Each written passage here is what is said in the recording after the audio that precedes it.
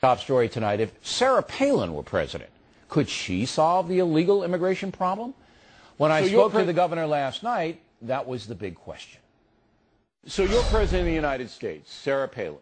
You send how many National Guard to the border right away to secure it? However many you need. This is the top priority. This is a national security issue. All right, but I'm talking Texas, California, New Mexico, all of them. So you send maybe 10, 15,000 National Guard down there to assist the Border Patrol, yes?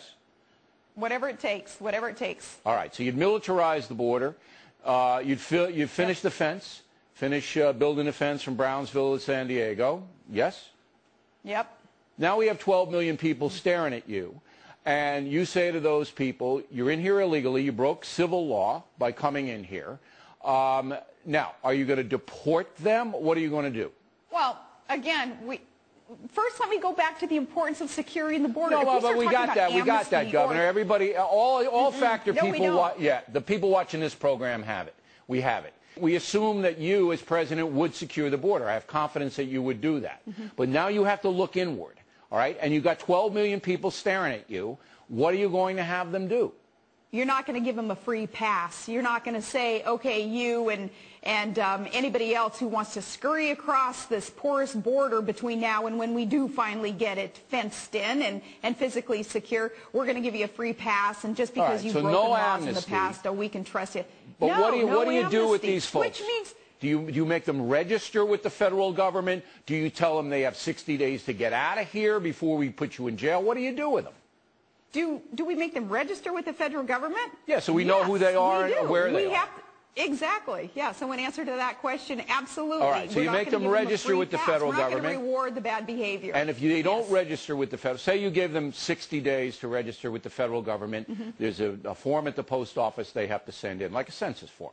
All right, say they didn't do it. Right. You deport them. Okay. You have so to get the them ones out that there. don't, we don't after a period of time, bad behavior. Okay, so after a period of time, the ones that don't cooperate, you catch them, they're gone. Now, you have these people that register. You're going to have millions of them.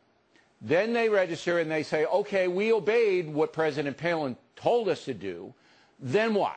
Do you give them green cards to work right away? What do you do with them? You know, there has to be that expectation that they will work and that they will contribute. Bill, it makes me uncomfortable that we're even going down that path so far when... You have to go down the path because it's going to come up. American citizens who are here lawfully, they need to be the ones with the first shot at getting these jobs. We cannot make it easy on those who have chosen to be illegally here, to disobey our laws. No, we can't make it easy, but they're here and we can't starve them to death. And if they can't work, if they don't have a green card to work, they're going to be hosed. I mean, they got to pay rent, they got to buy groceries, this and that and the other thing. So this is where it gets very complicated, Governor.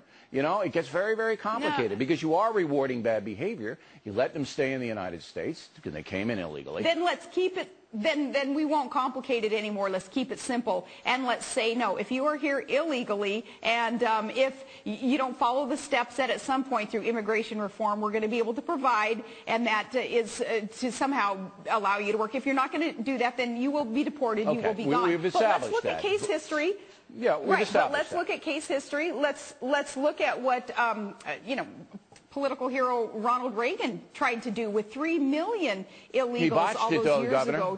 Reagan botched it. Exactly. That's what I'm saying. So we learn from history. We won't do what he did in that respect, in that realm. Whoever the next president is going to have to deal with 12 million people, and that's going to be very, very difficult. All right, let me switch gears here. This is frightening me, Governor.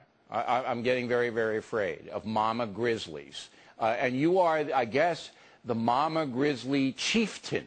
Why don't you explain what the mama grizzly deal is?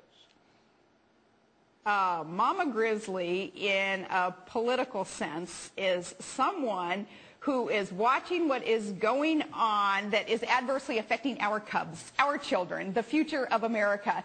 And there are a lot of common sense, constitutional conservative women who are willing to put it all on the line and run for office or support candidates willing to run for office to take this country back. All right, so this is a clarion call you're making. Administration and agenda continue to put us on a path towards insolvency, to put us on a path towards a less secure and less free nation. So you are trying to mobilize mama grizzlies all over, from Anchorage to Key West, from San Diego to Bangor, Maine, to get involved, either run themselves or support candidates they like. This mama grizzly movement is going to take over the country. It's all about stopping Obama, Pelosi, and Reid and what they are doing to our country, to our children and our grandchildren and their futures. All right, Governor, always a pleasure to talk with you. Thanks for taking the time. Thanks, you too.